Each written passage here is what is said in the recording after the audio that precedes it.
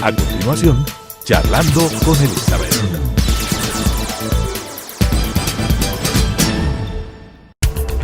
Telesucesos Canal 29 presenta Charlando con Elizabeth. Con temas coyunturales, locales, nacionales e internacionales de interés general. Charlando con Elizabeth. Muy buenas tardes, queridos amigos y amigas. En este su programa Charlando con Elizabeth, hoy vamos a abordar un tema que es, yo diría, voz populi, como se dice vulgarmente, que es el tema de la consulta popular, que el presidente de la República la ha anunciado hace algunos días y que está próximo ya justamente a comentar y a pronunciar cuáles serán esas preguntas que irán en la papeleta de la consulta popular. Para introducirnos en este tema, hemos preparado un video que les invitamos a que ustedes lo miren. Charlando con Elizabeth. Con ciudadanos. Vamos a la consulta popular. El presidente Lenín Moreno anunció que el país se someterá a un nuevo referéndum con el fin de fortalecer la democracia en el Ecuador. Celebro que se haya abierto un sano diálogo acerca de las preguntas. A quienes quieran hacerlo, les pido enviarlas a mi despacho máximo hasta el 26 de septiembre. Alrededor de 450 temáticas fueron acogidas por el Ejecutivo y el próximo 9 de octubre se anunciará oficialmente el contenido de la misma. La iniciativa gubernamental de llamar al referéndum cuenta con el 74% de apoyo popular y se ha sustentado en base a diálogos y conversaciones con diferentes sectores de la población. Los temas que podrían ser incluidos en la consulta son los relacionados con la reelección indefinida, sanciones por hechos de corrupción, institucionalidad, ecología y resarcimiento de bienes al Estado. Dentro de las propuestas ciudadanas destacan la eliminación del Consejo de Participación Ciudadana y Control Social, reformas al Código Integral Penal COIP, eliminación del cargo de vicepresidente, prohibición de actividades de extracción y explotación forestal, minera y petrolera en áreas protegidas, entre otros. De otro lado, el movimiento político Alianza País presentó varias propuestas, de las cuales el presidente Moreno acogió 3. Fiscalización y juicios políticos. Impuesto directo para quienes ostenten más de $1 millón en patrimonio y delitos sexuales en contra de menores de edad. Es importante señalar que el Ecuador, desde su retorno a la democracia, ha tenido 9 procesos de consulta popular, 4 de los cuales se efectuaron en los 10 años de mandato de Rafael Correa. Ha sido grato conocer que varias organizaciones sociales y políticas, federaciones de trabajadores, de jubilados, de campesinos, de estudiantes, han decidido respaldar la consulta popular y hacernos llegar sus generosas propuestas. Saludo ese entusiasmo democrático. La voz del pueblo es la que debe guiar los pasos de los gobiernos. Las preguntas que integrarán la consulta popular serán examinadas por la Corte Constitucional y posteriormente aprobadas o no por la ciudadanía. Charlando con Elizabeth. Y para abordar este importante tema de la consulta popular, hemos invitado esta tarde al doctor Rafael Ollarte, uno de los más importantes constitucionalistas y quien se ha pronunciado por repetidas ocasiones justamente sobre este tema. Así que le damos la más cordial bienvenida y muchísimas gracias por aceptar nuestra invitación, doctor Ollarte. Un placer, doña Elizabeth, siempre un placer estar con ustedes. Muchísimas gracias. Justamente hemos visto en el video que acabamos de mirar algunas de las, yo diría, temas alrededor de los cuales posiblemente el presidente Lenín Moreno formule ya sus preguntas. Posiblemente ya para el día de mañana estas preguntas ya sean conocidas por todos los ecuatorianos, pero en este momento recién sabemos que están ya en la formulación y posiblemente ya en la presentación en esta noche. Quisiéramos conocer de su parte, primero, todo este contexto del tema de la consulta popular que ha generado, yo diría, algunas preocupaciones en varios de los segmentos, sobre todo del grupo del oficialismo, al decir que no se permitirán aquellas preguntas que representen una regresión de derechos. ¿Cómo entender esta frase de regresión de derechos cuando realmente todos los temas que se van a ventilar son temas que ya estaban contemplados en la Constitución del 2008 y algunos a través de las enmiendas constitucionales? Efectivamente, doña Elizabeth, a los políticos no les cuesta mucho ni contradecirse ni decir cualquier disparate. Yo debo hacer presente a la mayoría oficialista de Alianza País que ellos en el año 2011 nos convocaron a una consulta popular donde se restringía la posibilidad de limitar la prisión preventiva, algo que le está afectando hoy día justamente al vicepresidente Glass y a su tío. ¿Ya? Entonces, estas quejas respecto de los derechos, de la disminución de los derechos, debo decir que ellos comenzaron a hacer esto. Primero. Segundo, si se están refiriendo al tema de reelección presidencial, también es muy propio de los políticos tratar de llevar sus intereses al campo de los derechos fundamentales. Cuando estamos hablando de reelección presidencial, no estamos dentro del tema de los derechos fundamentales. Y es muy curioso que en el Ecuador, como lo han hecho en otros países, se haya llevado ese asunto, que es una cuestión de una decisión política, que la ciudadanía puede tomar libremente, porque hay países que no tienen reelección. La reelección está absolutamente prohibida en México, en El Salvador, en el Paraguay, y hay otros países, en cambio, que tienen reelección indefinida. Tal vez no sean los mejores y más brillantes ejemplos de democracia, Nicaragua y Venezuela. Y usted tiene de ahí un cúmulo de naciones que tienen sistemas intermedios, que 2 reelecciones consecutivas, como en Argentina o en Brasil, que reelecciones pasando periodos, como en Chile o como en Perú, y la reelección prohibida que se ha impuesto otra vez en Colombia por parte del reelecto presidente Santos. Entonces, en estas naciones, cuando los políticos no tienen los votos de la gente para ellos hacer que sus deseos se cumplan, en unos casos para que haya reelección y en otros casos para que no lo haya, utilizan órganos de justicia constitucional, los desvirtúan para que les den sentencias a la carta. Y esto lamentablemente se comenzó a hacer en Costa Rica, un país de una amplísima tradición democrática que establecía en su texto original la Constitución costarricense de que el presidente podía ser electo y luego podía ser reelecto por una vez. Se eliminó la reelección y a alguien, para beneficiar a Oscar Arias, expresidente y Premio Nobel de la Paz, propusieron una acción de inconstitucionalidad en la Sala Constitucional del Tribunal Supremo de Justicia. Tribunal que primero había rechazado esa clase de demanda y luego, al año siguiente, la acepta con el mismo fundamento y declara la inconstitucionalidad. Y de ahí se puso de moda este tema de usar a los organismos de justicia constitucional, porque a ellos les sigue, mucho tiempo después ciertamente, el caso de Honduras y el caso de Costa Rica.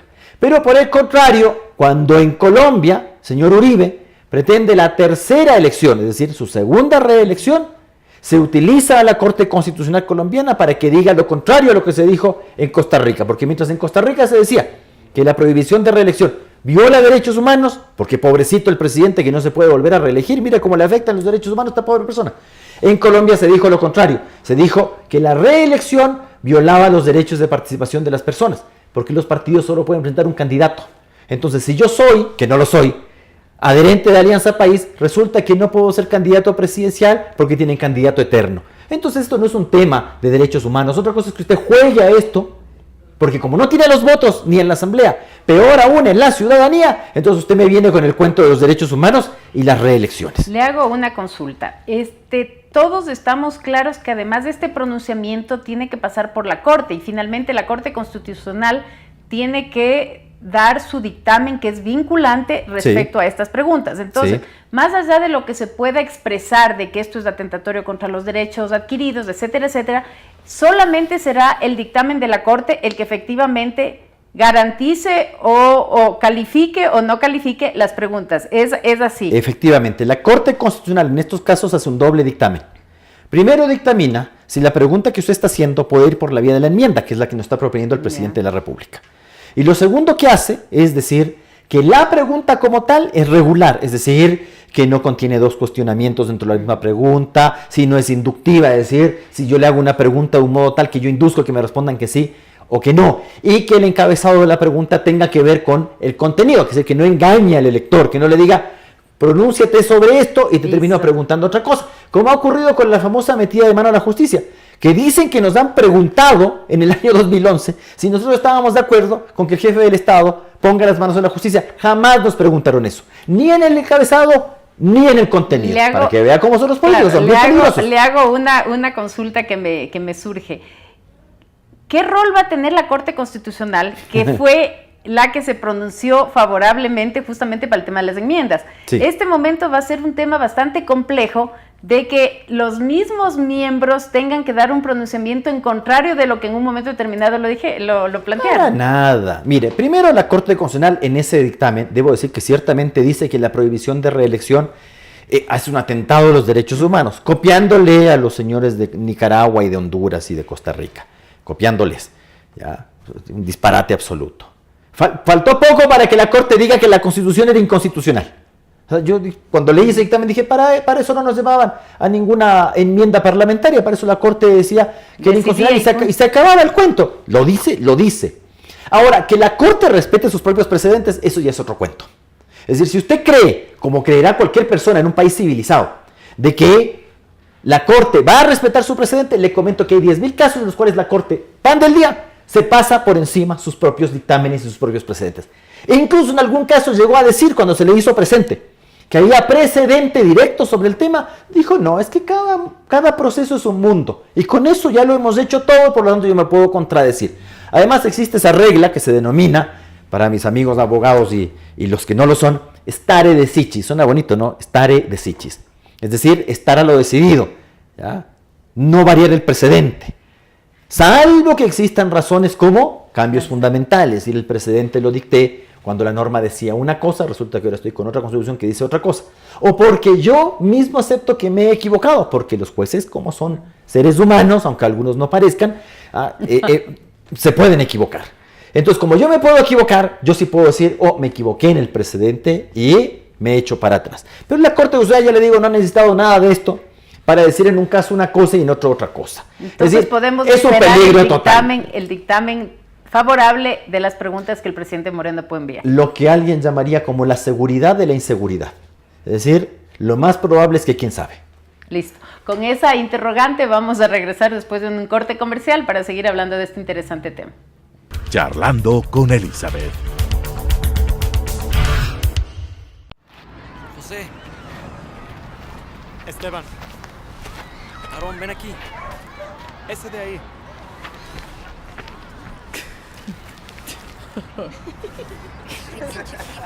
Tú, ven acá.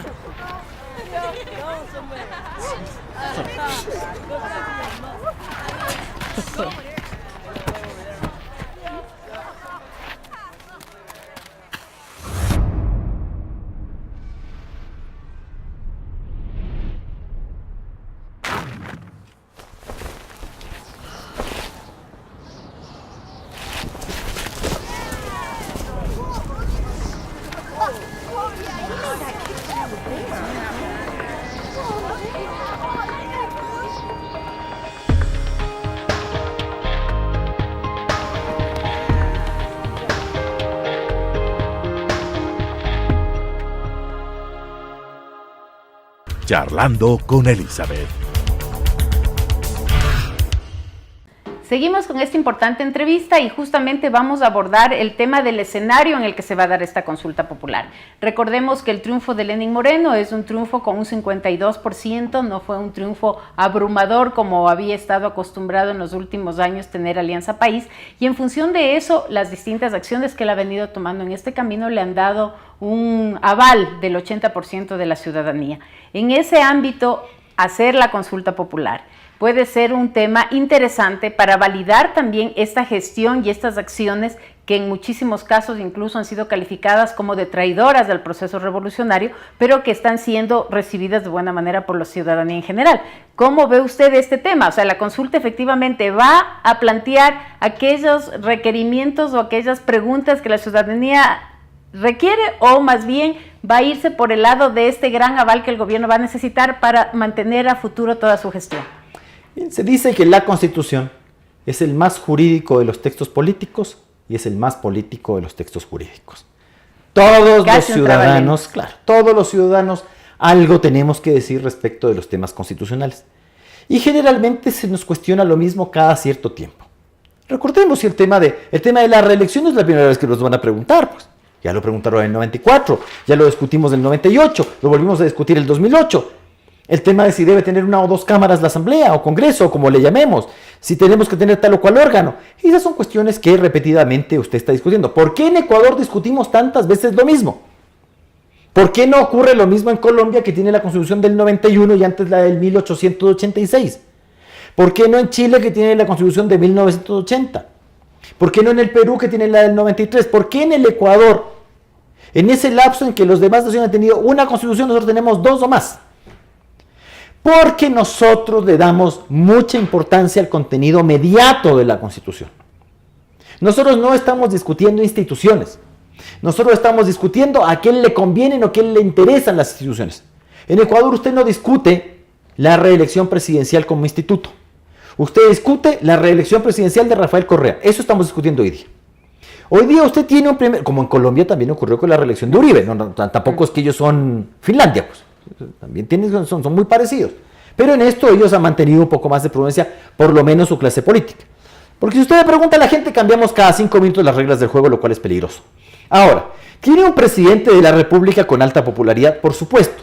Generalmente los presidentes de la República, cuando ingresan al poder, lo hacen con una legitimidad mucho más alta con la cual han ganado. Se dice que don Lenín Moreno ganó con el 52%, salvo las dudas de algunas personas, ¿ya? Porque esa elección no fue nada convincente. Le hago presente que tampoco es novedoso, porque en otros países, en el Perú, en Chile, en Argentina, las elecciones también suelen ser muy, muy apretadas. Lo que ocurre es que si usted compite contra nadie, pues bueno, eso es otra cosa. Y si usted además lo que tiene es un sistema electoral en el cual no permite competencia, pues naturalmente se amplía absolutamente la posibilidad de triunfar. Cuando usted ya tiene elecciones competitivas, la cosa va cambiando de color. Ahora, don Lenín Moreno tiene problemas al interior. Ya sabemos que el candidato vicepresidencial es un candidato impuesto. Era un secreto a voces que era un candidato impuesto. Un muy mal candidato el señor Glass.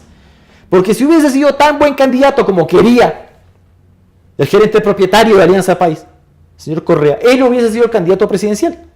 Pero bueno, ya sabemos dónde hubiese quedado, ¿no? Ni a la segunda vuelta. Entonces le toman a la mejor figura de Alianza País, que es Lenín Moreno, una persona que generaba menos resistencia, una imagen distinta, más suave, y es el que finalmente gana la elección, él. Porque los candidatos vicepresidenciales, cuénteme, ¿cuándo alguna vez en la vida un candidato vicepresidencial te da un voto? Pues lo que ha ocurrido, como le ocurrió al propio Lenín Moreno, es que te quite votación. Les ha pasado a otros, pues hay que tener un candidato vicepresidencial que al menos no te quite votos, porque darte muy difícil. Es la figura presidencial la que consigue los votos. Entonces, aprovechando esa alta legitimidad, él tiene que hacer esta consulta para varias cosas. Uno, sacarse al ex jefe del Estado de encima. Porque el ex jefe del Estado, al mejor estilo uribista, quiere él gobernar. Como le sale un Santos, pues vienen los problemas. Y hace algo similar a lo que hizo Santos. Prohibamos las reelecciones. ¿Para qué? Para no tener latente a esa amenaza. Claro, y es bien curioso porque sale de la casa, ¿no? Es como durmiendo con el enemigo esta cuestión. Es decir, porque no es el otro. Claro, es un caso similar al de aquí, fueron compañeros. Claro. Imagínese usted si Guillermo Lasso hubiese sido presidente de la República. ¿Hubiese podido hacer lo que está haciendo ahora Lenín Moreno? No, lo más probable es que hubiese tenido una oposición ciega, toda una cuestión, ¿cierto? Entonces tal vez para la democracia y la República esto haya sido lo mejor. Ahora, tiene que aprovechar eso y tiene que hacernos unas preguntas que más o menos satisfagan lo que él entiende que es el clamor ciudadano. Es decir, más allá del tema de las reelecciones. ¿Qué tal ese tal Consejo de Participación Ciudadana y Control Social? ¿Debe seguir existiendo? Vamos a hablar en un momentito más. Pero le quería preguntar justamente respecto a este tema de la reelección indefinida, que es una pregunta casi de cajón que va a estar ahí. La ciudadanía en su mayoría se ha expresado de que ellos validarían esa pregunta, es decir, tendríamos una votación favorable. Y eso conllevaría, pues obviamente, que el resto de preguntas que serán puestas en función de algún tipo de orientación, tema de ambientalismo, dicen unos, otros del tema de fortalecer los mecanismos de control para el tema de la corrupción, posiblemente algo del Consejo de Participación, también caerían por su propio peso.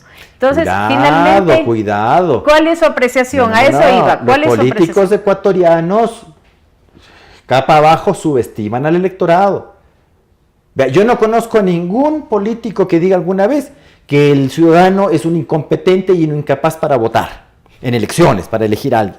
Pero siempre nos recuerdan esto de que no, que las consultas son complicadas. Es decir, nosotros somos unos medios tontos, entonces que sí somos muy capaces para darte el poder en el voto, pero cuidado, vayas a preguntar cosas muy difíciles porque la gente no te va a poder contestar. O sea, una pregunta que es más trascendente de quién es el presidente de la República es menos cuidada por los políticos y más cuidada esto que son de democracia directa. Y yo hago presente que en la historia constitucional del Ecuador, la gente sí divide la papeleta. Es decir, no es que, yo te pongo esta primera pregunta, el otro como una hemorragia nomás sale. No. El propio expresidente Correa ya vio cómo era la cosa el año 2011. En unas preguntas ganó apretadamente y en otras mucho más cerradamente. Porque la gente sí piensa lo que usted le está preguntando. No es cosa de... Sí valora, no es que hace un análisis. Ahora, no conviene ciertamente hacer 700 preguntas, pues tampoco. Porque eso ya suena malicioso, ¿no? ¿Por qué me hace 700 preguntas? Claro, porque será algo muy corto y muy de fácil comprensión. La elección en plancha. Para los ciudadanos en general. Vamos a hacer un corte pequeño y enseguida continuamos con esta interesante entrevista. Charlando con Elizabeth. Te dio la bienvenida al nacer. Estuvo ahí con tus primeros pasos. Con tu primer error. Con tu primer beso. Está contigo cuando ganas. Cuando pierdes. Cuando te vuelves a levantar. En cada momento. La puedes sentir.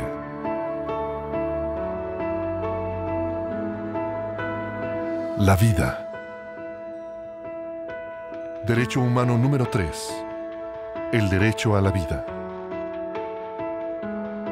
¿Qué son los derechos humanos? Infórmate en jovenesporlosderechoshumanos.org. Charlando con Elizabeth. Seguimos con esta importante entrevista y ahora vamos a topar un tema que realmente ha sido reiterativo y mencionado por muchos ciudadanos referente al Consejo de Participación Ciudadana. No solamente en cuanto a su rol en la selección de varias de las dignidades que ahora ya es público, pues están muchos fugados fuera del país e involucrados en muchísimos casos de corrupción, sino más bien en lo referente al tema de la elección de sus integrantes, algo que dé, yo diría, más imparcialidad en las decisiones, que no estén tan atadas a un mismo grupo político o un grupo de gobernantes, y el otro tema en los mecanismos justamente de la selección de estas autoridades que ellos tienen por responsabilidad. Se hablaba inclusive de la posibilidad de eliminar el Consejo de Participación y ahí también muchos dijeron no es la vía a la consulta, sino más bien una asamblea constituyente porque esto tiene que ver con los poderes del Estado. ¿Qué hay de cierto en todos estos temas? Oriéntenos y denos su criterio, doctor. Hartas cosas preguntó. Dijo ahí, como que no quiere, dijo como 700 cosas. A ver, primero, en el año 2008 nosotros nos vendieron la idea a los ciudadanos de que nosotros éramos unos torpes que no éramos capaces de elegir bien un congreso. Y que por lo tanto ese congreso que nosotros elegíamos no era capaz él de representar nuestra voluntad y designar a las autoridades. Y así nosotros dijimos que éramos torpes y que nosotros, como nombrábamos mal el Congreso, ahora Asamblea, teníamos que llegar a otro órgano que no estuviera bajo la manta de la malvada política, la designación de funcionarios. Y el control de corrupción también. Como que la cosa no quiere porque también lo hace la Fiscalía y la Contraloría. Pero este era el punto culminante. Y nos dijeron... Ese fue el origen o la motivación para que surja el Consejo de Participación. El Congreso o Asamblea, que bien o mal elegido, tiene la legitimidad de nuestro voto, en esas facultades era traspasado a un órgano que no tiene origen democrático, porque nos dijeron que era la sociedad civil la que nombraba esta cuestión. ¿Y quién es la sociedad civil? Esta es una buena pregunta, porque usted, mi querido amigo televidente, también dirá, yo soy la sociedad civil. ¿Y usted qué dijo respecto al nombramiento del Consejo? No dijo absolutamente nada, porque usted no vota para Consejo. Es que es un concurso en el cual hay veeduría y oposición ciudadana. Sí, vaya ciudadano nomás a impugnar a uno de estos para ver cómo le va después, como le ha ido a otros de las veedurías. Entonces, lo que se transformó esta cuestión es en un club de amigos, en el que yo nombro a los panas del poder. Le voy a interrumpir un minuto para que no nos pasemos del tema. ¿Usted compartiría el planteamiento que ya se está dando de que estos miembros del Consejo de Participación Ciudadana pueden resultar de una elección popular? O de una elección popular, que sería lo mejor, porque están ejerciendo un importante rol. ¿Cuál es la legitimidad que tiene un contralor, un procurador, un superintendente? El nombramiento que le da un órgano representativo de la voluntad popular, pues. No el nombramiento que le da a mi amigo, pues. Entonces, yo te elijo a vos y tú me eliges a mí. ¿Cómo se designa el Consejo de Participación Ciudadana? Es una opción que sería, desde su punto de vista, mucho más democrática que la que mucho más decente. Hay que decir las cosas por su nombre, porque si usted es el Consejo Electoral y usted me nombra a mí Consejo de Participación Ciudadana y soy yo luego el que tiene que nombrarle a usted como Consejo Electoral, ya sabe cómo nos vamos arreglando las cosas, ¿no? Esa es una indecencia completa. Y se hizo en Montecristi, eso. Luego, ahora nos salen con la media mecha de que desaparecer el tal Consejo de Participación Ciudadana y Control Social, consejo en el que el ciudadano en nada participa y consejo que nada controla tampoco, porque como nos ha ido con las facultades del consejo, resulta que eso ha sido modificar la estructura fundamental de la Constitución o los elementos constitutivos del Estado. Ni lo uno ni lo otro. Elementos constitutivos del Estado, artículos 1 a 9 de la Constitución. De hecho, así se llama el primer título de la Constitución. Elementos constitutivos del Estado. Nacionalidad y ciudadanía. Símbolos nacionales, idioma, territorio nacional, Forma de Estado, forma de gobierno y sistema de gobierno, lo cual también identifica la estructura de la Constitución. Es que si desaparece el Consejo de Participación Ciudadana, desaparece una función del Estado. Mentira, señor. Porque la función de transparencia y control social está integrada por 8 entes. 8. Las 6 superintendencias, la Contraloría, la Defensoría del Pueblo y... agréguele el noveno nomás es el Consejo de Participación Ciudadana. Le hago presente además que las superintendencias han desaparecido de un plumazo y nadie ha dicho, uy, estamos modificando la estructura fundamental de la Constitución porque desapareció la Superintendencia de Telecomunicaciones.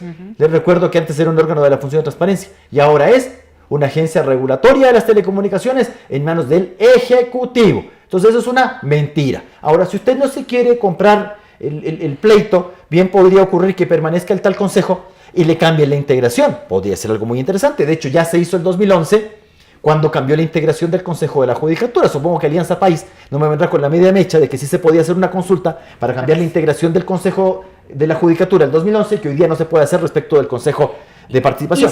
O cambiar las funciones, cosa que también ocurrió en las enmiendas parlamentarias del 2015. Cambiaron las funciones de la Contraloría para la sinvergüencería, fue eso, ¿no? Quitar el control de gestión. Mire usted, y el resultado, no tenían ni Contralor y resulta que le quitan una función a la Contraloría. Mire qué chistositos.